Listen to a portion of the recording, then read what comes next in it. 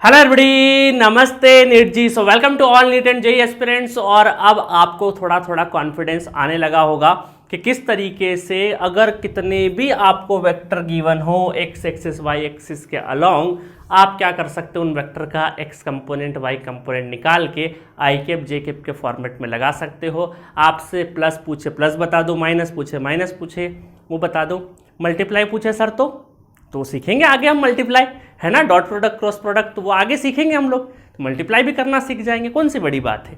But सबसे बड़ा मुद्दा ये है कि भाई वेक्टर अगर रिप्रेजेंट किया है तो उसको बड़े 4 5 10 15 वेक्टर है अगर, तो उनको एक जगह पे लाना बहुत ज़रूरी है।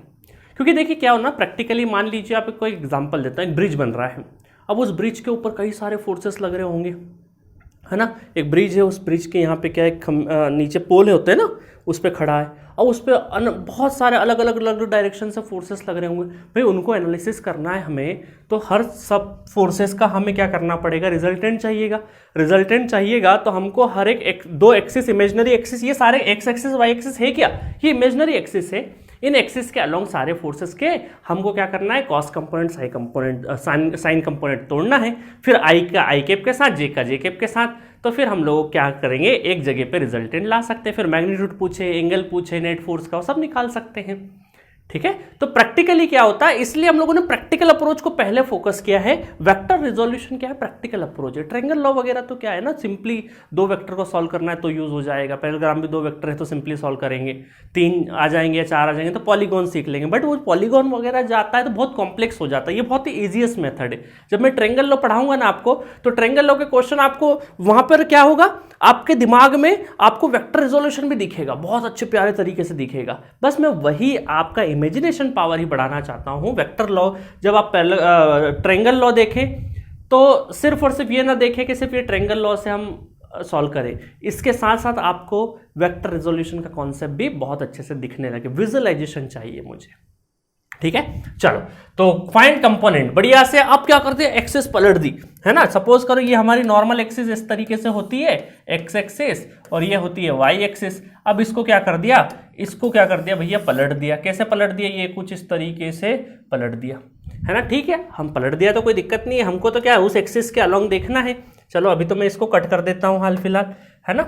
चलो अब देखो, अब यहां पर आपको फोर्स गिवन है, फोर्स गिवन है, और अब इसके आपको क्या करना है, 50 न्यूटन का फोर्स गिवन है, और आपको क्या करना है, एक्स एक्सिस और वाई एक्सिस के अलोंग कंपोनेंट निकालने हैं। अब देखो, एक ये लाइन हमारी इमेजिनरी हम लोगों ने डॉटेड डॉटेड बना दी कि भाई ये है एक जो हमारा ये है वाई एक्सिस जो होती है ना, ओरिजिनल जो वाई एक्सिस होती है उसके समानांतर लाइन है, उसके अलोंग लाइन है ये एक तरीके का, ठीक है, ताकि इजी हो जाए। और इस इमेजिनरी लाइन से क्या है, 45 डिग्री का एंगल बन रहा है, और इस एक्स एक्सिस से क्या बन रहा है आपका, इस इमेजिनरी लाइन का जो एंगल है वो 60 डिग्री बन रहा है। तो ये एक्चुअल में वाई एक्सिस नहीं है, वाई एक्सिस और एक्स एक्सिस तो क्या होती है, एक दूसरे के परपेंडिकुलर होती है, एक दूसरे से क्या है, परपेंडिकुलर होती है, ठीक है।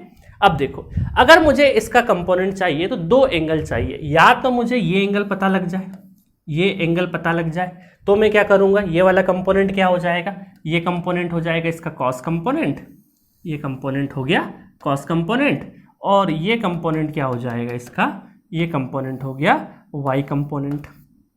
निकल जाएगा आसानी से। अब सर ये एंगल तो बड़ी आसानी से निकल सकता है, क्योंकि ये टोटल आपका क्या रहा, 60 है ना। इस इमेजिनरी लाइन से दोनों एंगल है, तो इस इमेजिनरी लाइन से, डॉटेड लाइन से अगर ये 60 डिग्री बना रहा है टोटल, और ये 45 है, तो 60 में से 45 माइनस कर दें, है ना। 60 में से 45 माइनस कर देंगे, पूरा 60 है, ये 45 है, तो 60 में से 45 माइनस कर देंगे तो ये बचा हुआ एंगल आ जाएगा। तो ये आ जाएगा 60 माइनस 45 कितना हुआ, 15 डिग्री हो गया, 15 डिग्री हो गया, है ना, 15 डिग्री हो गया। अब कुछ स्टूडेंट सोच रहे होंगे कि सर मैं तो इस तरीके से करूंगा, बस 15 डिग्री से नहीं करना, है ना। या तो 15 डिग्री से पहले लिख लेते, 15 डिग्री से ऐसा लिखा जाएगा कि 50 कॉस 15 डिग्री, ठीक है, और ये वाला कंपोनेंट हो जाएगा 15 साइन 15 डिग्री। चलो हो गया। अब किसी स्टूडेंट को लगा कि सर अब मुझे तो ये 15 डिग्री तो कैसे निकालूंगा, स्टैंडर्ड तो कुछ होता ही नहीं, 15 डिग्री कहाँ से, याद ही नहीं मुझे। तो उसने क्या सोचा कि चलो दिमाग लगाता हूं मैं, क्या कुछ और मिल सकता है सॉल्यूशन। तो उसने क्या सोचा कि ये एंगल देख लेता हूं, अगर ये एंगल मुझे पता लग गया तो इससे मैं कंपोनेंट कर लूंगा। किसी से भी कर सकते कंपोनेंट तो हम लोग, है ना, इस एंगल से करें या चाहे इस एंगल से करें। तो यहां पर उसको पता चला कि भैया अगर ये 90 डिग्री वाई एक्सिस और एक्स एक्सिस के बीच का जो एंगल है वो 90 डिग्री अगर है और उसमें ये 15 डिग्री ऑलरेडी हो गया है, तो यहां से यहां तक का जो एंगल है ये 75 डिग्री होगा। कितना होगा? 75 डिग्री। 75 ये फिर 15 तो टोटल कितना हो गया? 90 हो गया। तो ये 15 ऑलरेडी था तो ये 90 माइनस 15 तो बचा हुआ 75। अब इसके साथ में और समस्या, इसने सोचा कि चलो मैं 75 का किस तरीके से लिख सकता हूं कि 50 cos 75, इसको cos कंपोनेंट ले लिया क्योंकि ये एंगल किससे बन रहा है? इस एक्सिस से बन रहा है। जिससे एक्सिस से एंगल बनता है उसको क्या लिखते हैं? cos component. इसका परपेंडिकुलर क्या बनेगा, है ना? इसका ये आपका हो गया cos कंपोनेंट और इसका परपेंडिकुलर ये आपका साइन कंपोनेंट। तो 50 साइन 75 इस तरीके से भी कर सकते, दोनों से सेम आंसर आएगा। बट दिक्कत ये हुई कि भाई इसको ना 15 डिग्री की वैल्यू पता थी स्टैंडर्ड, ना ही 75 डिग्री की वैल्यू पता थी। तो अब क्या करें सर? 15 डिग्री 75 डिग्री कभी एग्जामिनेशन हॉल में आ गया तो हम कैसे करेंगे? तो उसका एक तरीका बताता हूं आज मैं आपको, है ना? एक तरीका बताता हूं। सपोज करो आपने ये सुना होगा कि साइन अगर मुझे 75 डिग्री निकालना है तो क्या मैं इसको ब्रेक कर सकता हूं? इसको मैं ब्रेक करके ऐसा लिख देता हूं, sine 45 plus 30 degree. 45 plus 30 degree तो भी 75 की है ना? मैंने क्या किया? 75 को ब्रेक कर दिया 45 और 30 के फॉर्म में। और मुझे एक चीज पता है कि क्या मैं इसको ऐसा लिख सकता हूं, साइन a प्लस बी, है ना? क्या मैं इसको ऐसा लिखता हूं, साइन a प्लस बी। और साइन a प्लस बी का जो फॉर्मूला होता है वो बहुत बढ़िया रोचक तरीके से हम लोग लिख सकते हैं। साइन a प्लस बी का फॉर्मूला सर आपने पढ़ाया था बट हम भूल गए। Sine a cos B plus cos a sine B, है ना? और माइनस लगाना हो तो माइनस के साथ में यहाँ पे माइनस आ जाता है, बट अभी हमें प्लस की जरूरत है। तो यहाँ पर क्या है, a को 45 मान लो, b को 30 मान लो। और इस तरीके से इसको अगर खोलते हैं इस वाले फॉर्मूले को, तो ये फॉर्मूला कैसे बन जाता है? थोड़ा सा इस साइड में लेके आ जाते हैं इसको अपन, है ना? देखिएगा बहुत मजेदार है। साइन 45 कॉस 30, ठीक है, plus cos 30 not cos 30, cos A है ना, ए कितना है 45 और साइन 30। बस अब इनकी वैल्यू तो पता है, 45 और 30 की वैल्यू पता है हमें। तो साइन 45 क्या हो गया 1/√2, कॉस 1√3/2, ठीक है, प्लस कॉस 45 अगेन 1/√2 और साइन 30 1/2। इसका मतलब यहाँ पे भी 2√2 एलसीएम भी क्या आ जाएगा 2√2 और ये हो गया √3 + 1। तो ये हो गया आपका साइन 75 की वैल्यू हो गई √3 + 1 डिवाइड बाय 2√2। ठीक है, चलो अब आपको बोल रहा होगा, आपको लग रहा होगा कि सर 75 को तो मैं ऐसे भी तोड़ सकता था 50 + 25 में, आपने ऐसा क्यों नहीं तोड़ा? ऐसा इसलिए नहीं तोड़ा कि भाई हमें 50 और 25 में तोड़ लेता तो 50 और 25 की भी तो वैल्यू नहीं पता हमें जिनकी स्टैंडर्ड वैल्यू पता है उसी में तोड़ना है आपको, पहली चीज। चलो अब आपने जैसे 75 अगर निकाल लिया तो अब आपको बार बार इसे अब देखो दो तरीके हैं। अगर आप चाहें तो साइन 15 अगर निकालना हो आपको, साइन 15 अगर निकालना हो तो आप इस तरीके से भी निकाल सकते कि 45 में से साइन 45 - 30, तो ये सेम फॉर्मूला लगा दीजिए, दोनों की वैल्यू पता है, 45 में से 30 गए तो 15 ही बचता है, तो भी ला सकते। या फिर आपको एक तरीका बता देता हूं कि जैसे आपको दो लेंथ के बारे में पता लग गया, दो लेंथ के बारे में अगर पता लग गया, सपोज करो ये है 75 डिग्री, है ना, और ये क्या है, साइन क्या होता है, ये होता है परपेंडिकुलर अपॉन हाइपोटेनियस। इसका मतलब है कि ये है √3 + 1 डिवाइडेड बाय 2√2, और पाइथागोरस से जब सॉल्व करेंगे हम लोग, पाइथागोरस से जब सॉल्व करेंगे तो ये मैग्नीट्यूड ला सकते हो, तो ये आ जाएगा √3 - 1, है ना। पाइथागोरस से सॉल्व करना बड़ा आसान है। उसके बाद देखो ये है 90 डिग्री, तो ये बचा हुआ कितना है 15 डिग्री।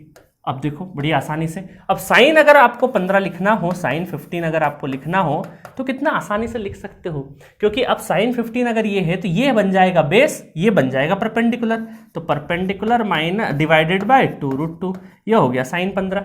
कॉस लिखना है, tan लिखना है, तो आपका इस ट्रायंगल ने 15 और 75 का ये स्टैंडर्ड ट्रायंगल याद रख लेना, ये है 2√2 √3 + 1 √3 - 1 75 15। तो आपको 15 डिग्री 75 डिग्री चाहे साइन हो, कॉस हो, tan हो, सब कुछ आप यहां से निकाल सकते हैं।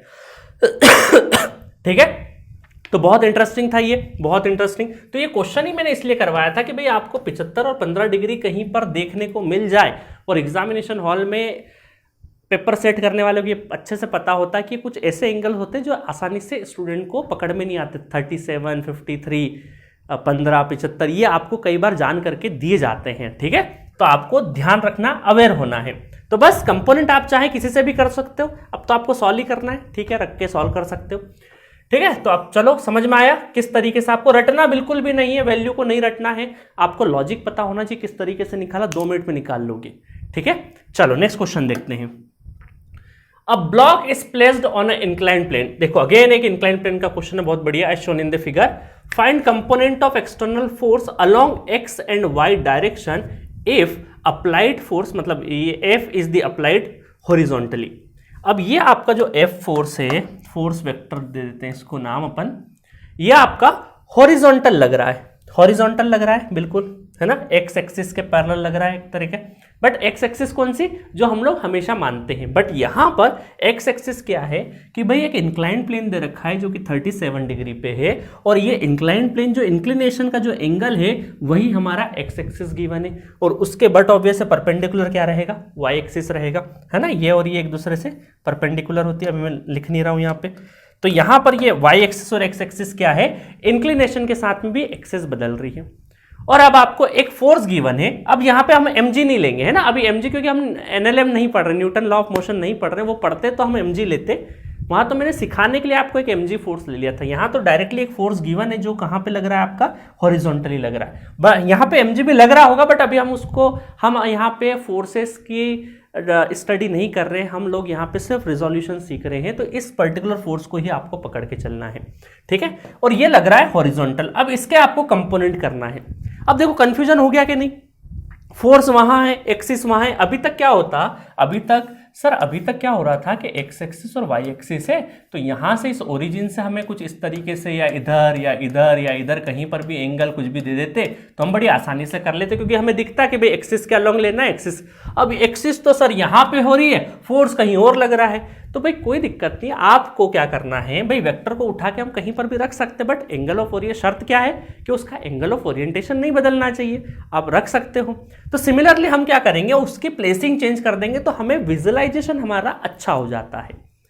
वेक्टर में यही होता है, एक वेक्टर यहां दे रखा, एक वहां दे रखा, एक यहां दे रखा, जब उसको उठा के हम एक जगह पे ले आएंगे तो हमारा क्या है, इमेजिनेशन अच्छा दौड़ता है। जैसे इस तरीके में इमेजिनेशन बहुत अच्छे से दौड़ता है।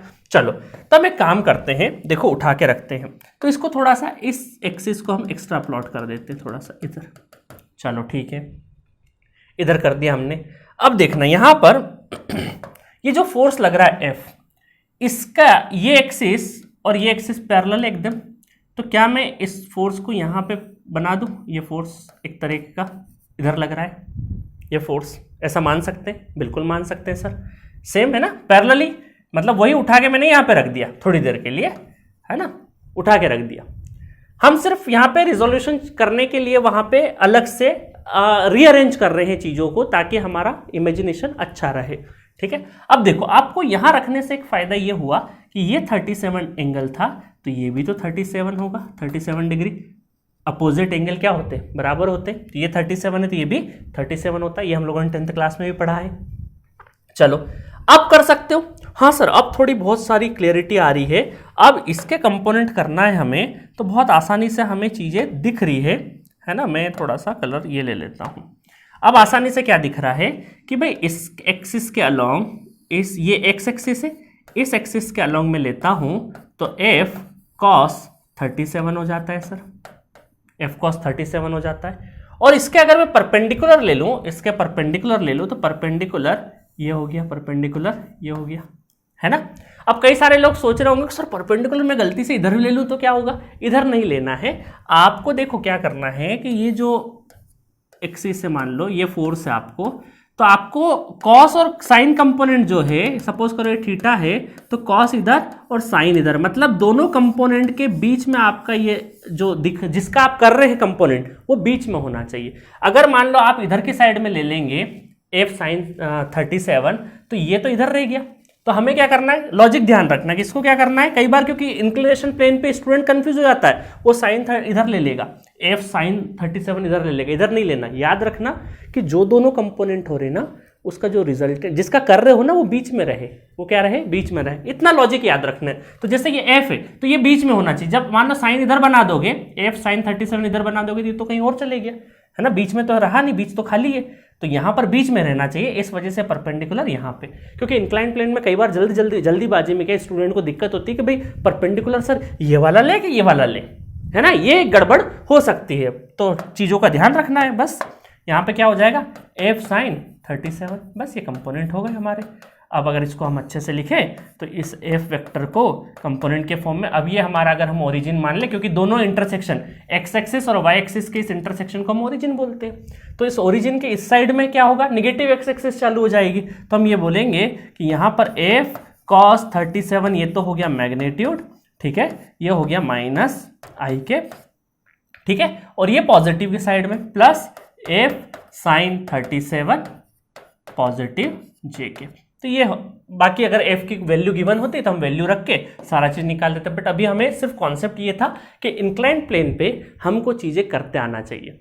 तो इंक्लाइंड प्लेन पे हमने आज क्या सीखा, आज ये सीखा कि अगर कुछ हमें समझ में नहीं आ रहा प्रेजेंट पोजीशन से, क्योंकि कई अगर देखिए कई सारे थोड़ी प्रैक्टिस हो जाएगी ना आपकी, तो आप ऐसा करेंगे, सर ये 37 है तो ये भी 37 है, और फिर इसके कंपोनेंट करने लग जाएंगे। इसके कंपोनेंट करोगे, इसके कंपोनेंट इधर कर दोगे, फिर ये यहाँ पे और ये कंपोनेंट इधर कर दोगे।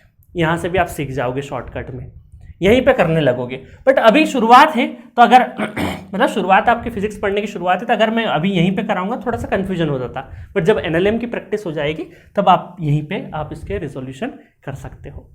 ठीक है, मजा आया? बहुत बहुत बहुत बेसिक से आपको पढ़ा रहा हूँ, क्योंकि अगर आपको थोड़ा सा लगे हाँ मुझे आता था, आप स्पीड बढ़ा सकते हो, बट मुझे उस एवरेज स्टूडेंट के लिए पढ़ाना है जो एक हिंदी मीडियम से भी आके अगर ये लेक्चर देखेगा, या जीरो से भी आपको मैं बिल्कुल जीरो मान के पढ़ा रहा हूँ, है ना, क्योंकि आपके पास में एक है कि भाई आपको अगर टाइम बचाना है तो आप 2x पे भी चला के आप मेरा लेक्चर देख सकते हो। बट अगर मैं जल्दी जल्दी करूंगा तो उस स्टूडेंट का नुकसान हो जाएगा जहां जिसको बेसिक से चीजें नहीं आती है ना, एक भी पॉइंट नहीं छोड़ेंगे। और इसके बाद भी कुछ डाउट रह जाए तो नमस्ते नीट जी ऐप डाउनलोड करना, उसके चैट बॉक्स पे आप मैसेज ड्रॉप कर सकते हो। चलो नेक्स्ट क्वेश्चन देखें, दो क्वेश्चन फटाफट कर देते हैं। If we vector i cap 2j plus 4k cap metre per second, metre per second इसका मतलब क्या है, वेलोसिटी है ये, है ना, एंड m क्या है, मास है 2/7 kg, then find kinetic energy that is half mv²। अब एनर्जी क्या होता है, स्केलर होता है या वेक्टर होता है, स्केलर होता है सर, एनर्जी आपने पढ़ाया था। तो यहां पर देखो हाफ मास कितना है, मास है 2/7 और एनर्जी स्केलर है, तो यहां जो वेलोसिटी है इसका सिर्फ मैग्नीट्यूड यूज करेंगे हम लोग। क्या यूज करेंगे, मैग्नीट्यूड का स्क्वायर। अब मैग्नीट्यूड निकालना है अगर वेलोसिटी का, तो हमने सीख रखा है मैग्नीट्यूड निकालना है सर, तो कौन सी बड़ी बात है, आपने बताया कि जितने भी आई कैप जे कैप के कैप के जो कोफिशिएंट है उनका स्क्वायर कर दो, 1 स्क्वायर 2 स्क्वायर 4 स्क्वायर, तो ये कितना हो जाएगा 16 और 4 20 और 21 21, है ना। तो ये हो गया आपका 1/2 इंटू 2/7, वाह डेटा बहुत बढ़िया दे रखा है, √21 का स्क्वायर। तो ये हो गया 2 से 2 कैंसिल, 1/7 इंटू रूट्स का स्क्वायर, तो स्क्वायर हट जाएगा 7 21, तो ये हो गया 3 जूल इज द एनर्जी। ठीक है, तो इस तरीके से भी आपसे चीजें पूछी जा सकती है, तो यहां पर हमें मैग्नीट्यूड निकालते आना चाहिए था। चलो अब फटाफट लास्ट, इस लेक्चर का लास्ट क्वेश्चन कर देते हैं। 2 force vectors etch having magnitude, 2 force vector है, ठीक है, दोनों का मैग्नीट्यूड क्या है 6 न्यूटन है, are oriented as 30 degree from the positive X axis. चलो तो सबसे पहले तो एक्सिस बना लेते हैं ताकि हमें क्लियरिटी आ जाए थोड़ी सी। ये एक्सिस बना ली हम लोगों ने, थोड़ी ऊपर ज़्यादा बना दी हमने, ये ले लो X axis, positive X axis, negative Y axis. अब तो बहुत कंफर्टेबल हो आप। चलो आगे पढ़े, तो यहां पर दे रखा है 2 फोर्सेस है each having magnitude 6 newton, are oriented as 30 degree from the positive X axis. तो पॉजिटिव एक्स एक्सिस से 30 डिग्री पे है, तो ये मान लेते हैं एक फोर्स यहाँ पे मान लेते हैं भाई, ये है 30 डिग्री पे। चलो आगे बढ़े, and other at 90 degree with the same axis. तो ये सेम एक्सिस से 90 डिग्री मतलब वाई एक्सिस पे है, तो ये है सेकेंड फोर्स यहाँ पे F2 फोर्स, ये हो गया F2 force. Find the magnitude of their resultant and angle from positive of x axis, है ना, angle from positive of axis से, पॉजिटिव एक्स एक्सिस से आपको एंगल भी बताना रिजल्टेंट का। तो बस आपको दो फोर्स दे रखे, इसका रिजल्टेंट निकालना। रिजल्टेंट क्या होता है, F1 प्लस F2, दोनों दो फोर्स है ना, रिजल्टेंट पूछा है, दोनों फोर्स को ऐड कर दो। अब सर डायरेक्टली होता तो ऐड कर देते, बट यहां पर क्या है भाई, एक इंक्लिनेशन पे दे रखा है हमें, तो इसके कंपोनेंट करना पड़ेंगे हमें, कंपोनेंट कर देते हैं, फटाफट कर देते हैं। तो चलो वन बाय वन हम देखते हैं इसका सॉल्यूशन, बहुत अच्छे से देखिएगा। वापस वही सारी बेसिक सी चीज़ें कि अगर मुझे रिजल्टेंट फोर्स चाहिए तो दोनों फोर्स को मुझे क्या करना पड़ेगा, ऐड करना पड़ेगा। चलो ठीक है, ऐड कर देते हैं। तो अब F1 को लेते हैं थोड़ी देर के लिए। तो भाई F1 अगर लेते हैं, है ना, इक्वेशन नंबर 1 मेन इक्वेशन है हमारी, F1 वेक्टर है तो इसके क्या कर दे, दो कंपोनेंट, तो ये क्या हो जाएगा, कॉस कंपोनेंट। तो मैग्नीट्यूड तो सबके सेम है तो 6 है, मैग्नीट्यूड इसका भी 6 है, तो 6 cos 30 और ये हो जाएगा आपका 6 sin 30, ठीक है। तो ये हो जाएगा आपका F1 को अगर देखेंगे तो 6 cos 30 आई कैप प्लस 6 sin 30 जे कैप, ठीक है। इसको सॉल्व कर लेते हैं। तो cos 30 कितना हो जाएगा, cos 30 हो जाएगा √3/2, √3/2 आई कैप प्लस ये हो जाएगा 1/2 जे कैप, तो 2 तिया 6, तो ये हो गया 3√3 आई कैप प्लस 6 2 तिया 6, है ना, ये भी कैंसिल हो जाएगा, तो 3 जे कैप। तो ये हो गया आपका F1 वेक्टर। F2 वेक्टर कितना हो जाएगा, F2 वेक्टर हो जाएगा आपका, एक ही डायरेक्शन में जा रहा है, कोई कंपोनेंट नहीं है, तो 6 है, तो 6 इसका मैग्नीट्यूड है और किधर जा रहा है, जे एक्सिस की तरफ जा रहा है सर। तो अब दोनों को प्लस कर दे, देखो दोनों को प्लस कर दे, तो ये हो जाएगा F रिजल्टेंट आई और आई का, तो 3√3 आई कैप और ये हो जाएगा 6 और 3 9 जे कैप। बस इसका क्या पूछा, मैग्नीट्यूड और एंगल पूछा है ना, तो मैग्नीट्यूड निकाल देते हैं, F रिजल्टेंट इक्वल टू, अब देखो इसको एक्सिस पे अगर देखोगे, एक्सिस पे अगर इसको बनाओगे तो ये रिजल्टेंट एक्सिस से मान लो, तो ये हो गया आपका 3√3 आई कैप की तरफ और ये हो गया 9 जे कैप की तरफ। तो अब आपको क्या करना है, इसका रिजल्टेंट निकालना, ये हो गया आपका रिजल्टेंट, F रिजल्टेंट, ठीक है। तो रिजल्टेंट निकालेंगे तो ये कितना हो जाएगा, 3√3 का स्क्वायर प्लस 9 का स्क्वायर, तो ये हो जाएगा आपका 9 81 81 9 27 और 81 108 हो जाएगा। तो ये 36 तो बाहर आ जाएगा, तो 6 36 दूना 72 36 3 मतलब 6√3 आ जाएगा, ये 6√3 न्यूटन इज दी आपका मैग्नीट्यूड। अब ये हो गया मैग्नीट्यूड। अब एंगल, ये अल्फा निकालना है, ये एंगल निकालना है आपको, क्योंकि आपको पूछा है कौन सा एंगल, जो पॉजिटिव एक्स एक्सिस से बना रहा हो, पॉजिटिव एक्स एक्सिस से एंगल बना रहा हो। अब देखो ये सारा जो ड्राइंग है ये किसकी है, रिजल्टेंट के हम लोग कंपोनेंट लिख रहे हैं कि भाई आई कैप की तरफ ये इन दोनों का जो नेट एक्स एक्सिस की तरफ जो फोर्स लगेगा वो कितना लगेगा, 3√3 का। इन दोनों का जो नेट है जो ऊपर की साइड में लगेगा वो 9 न्यूटन का लगेगा। इन दोनों का रिजल्टेंट कुछ इस तरीके से जाएगा। और जो एंगल रहेगा अल्फा, तो अल्फा एंगल हम निकाल सकते हैं। तो यहाँ पर tan अल्फा क्या हो जाएगा, पाइथागोरस से simple, tan alpha equal to perpendicular upon base, तो परपेंडिकुलर 9 के बराबर डिवाइडेड बाय 3√3, ठीक है। तो ये हो गया आपका 3 3 9 3/√3 का क्या कर दे, मल्टीप्लाई डिवाइड कर दे, तो 3 कैंसिल, √3 और √3 क्या हो जाएगा 3 और 3 से 3 कैंसिल, तो ये हो गया √3 मतलब कि अल्फा tan √3 का आई पे होता है 60 डिग्री पे होता है, तो अल्फा कितना हो जाएगा 60 डिग्री, ठीक है। तो ये हो गया आपका 60 डिग्री और 6√3 मतलब आपका fourth is the correct answer. Fourth आपका क्या है, करेक्ट आंसर है, आंसर आपका आ गया फोर्थ, ठीक है। तो इस तरीके से मजेदार तरीके से आपको क्वेश्चन को सॉल्व करना है, बहुत खूबसूरत तरीके से। तो अब देखो चीजें बहुत आसान लगेगी। अब सर अगर ऐसा ही करना है तो अब तो हमारी बहुत अच्छी प्रैक्टिस हो गई कि दे दो जितने फोर्स देना हो उतना दे दो। तो वैसा ही पूरे फिजिक्स में क्या होगा भाई, पूरे फिजिक्स में हम पढ़ेंगे क्या भाई, एक्शन के साथ में रिएक्शन पढ़ेंगे, कुछ ना कुछ हो रहा होगा। फिजिक्स में क्या है भाई, ऑब्जर्व, एप्पल गिर रहा है, इधर जा रहा है, वो जा रहा है, इसको ऑब्जर्व करने के बाद इस पर जब हम मैथमेटिक्स अप्लाई करेंगे तो किसी न किसी चीज पे कुछ ना कुछ फोर्स लग रहा होगा, अलग अलग वैरायटी के फोर्सेस लगेंगे। अब फोर्स किसी न किसी एक्सिस पे लगेगा या अदर देन एक्सिस लगेगा। अदर देन एक्सिस लगेगा तो हमें पता है कि वो कितने एंगल से लग रहा है, वो अगर पता लगा लिया तो उसके कंपोनेंट निकाल लेंगे। तो वेक्टर रिजोल्यूशन की जो मेथड है ये बहुत ज्यादा यूजफुल होगी इंटायर फिजिक्स में। जहां जहां पे फोर्सेस की बात होगी, जहां जहां पे कुछ भी अलग अलग फोर्सेस के अलग अलग एंगल पे जब लग रहे होंगे तो उनको रिजोल्व करने में हमें ये जो वेक्टर की मेथड है वेक्टर रिजोल्यूशन की बहुत काम की रहेगी। इसीलिए इसको ट्रायंगल लॉ के पहले इस मेथड को मैंने आपको पढ़ाया है और सफिशिएंट मैंने न्यूमेरिकल भी अब आपको करवा दिए मजेदार तरीके से। बस इससे ज्यादा की जरूरत नहीं है अभी आपको प्रैक्टिस में। जब आपको शीट वीट मिलेगी तो उसमें प्रैक्टिस करिएगा, बाकी अभी जरूरत नहीं। जो अच्छे खासे क्वेश्चन मैं आपको वीडियो लेक्चर में ही करवा दूंगा। आपको क्या करना है, पीडीएफ आप डाउनलोड करेंगे, आपको मिल जाएगी एप्लीकेशन पे। अब इसमें जो क्वेश्चन है, इसलिए मैं क्वेश्चन को बहुत ज़्यादा कुछ भी नहीं छेड़ रहा हूँ, उन क्वेश्चन का स्क्रीनशॉट ले लेना और स्क्रीनशॉट लेके रख लेना, तो वो एक तरह के नोट्स बन जाएंगे। जब भी प्रैक्टिस करना हो बस उन्हीं क्वेश्चंस को प्रैक्टिस करना। तो इन क्वेश्चंस में क्या है, मैंने सीक्वेंसिंग बहुत अच्छी रखी कि बिल्कुल जीरो से एडवांस लेवल तक का न्यूमेरिकल कवर हो और सारे जो हमारे थ्योरी के कॉन्सेप्ट है वो भी आ जाए। देन आपको बहुत अच्छा कॉन्फिडेंस हो जाएगा, कुछ भी छोटा से छोटा टॉपिक भी आपका कुछ भी नहीं छूटेगा। ठीक है, ईच एंड एवरीथिंग, हर चीज कवर होगी। तो नेक्स्ट लेक्चर में जो आपकी बहुत दिनों से इच्छा थी कि सर वेक्टर में तो हम पहली क्लास में ही ट्रायंगल लॉ पढ़ते हैं, बस अगले लेक्चर में हम लोग वही स्टार्ट करेंगे कि वेक्टर लॉ ऑफ एडिशंस पढ़ेंगे हम लोग कि भाई ट्रायंगल लॉ क्या होता है, पैरेलग्राम लॉ क्या होता है, पॉलीगॉन लॉ क्या होता है, यही चीज सीखेंगे।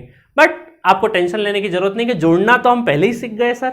देखेंगे ट्रायंगल लॉ से कैसे जोड़ते हैं, पैरेलग्राम लॉ से कैसे जोड़ते हैं, उनको हम देखेंगे। उनकी अलग मेथड है, उनके कुछ स्टैंडर्ड क्वेश्चन किस तरीके से पूछे जाते हैं, थ्योरी कैसे होती है, वो सारा चीज़ हम लोग अगले लेक्चर से देखेंगे। तो अपने दोस्तों को बताते रहिए, हमें सपोर्ट करते रहिए, यूट्यूब पे सब्सक्राइब करते रहना है, आपको ज़्यादा से ज़्यादा शेयर करना है। और नमस्ते नीट जी ऐप पे आपको स्ट्रक्चर तरीके से सारे टॉपिक वाइज कंटेंट मिले हैं, जाके आप परचेस करिए और इन्जॉय करिए सारे सब्जेक्ट्स को। Okay, thank you.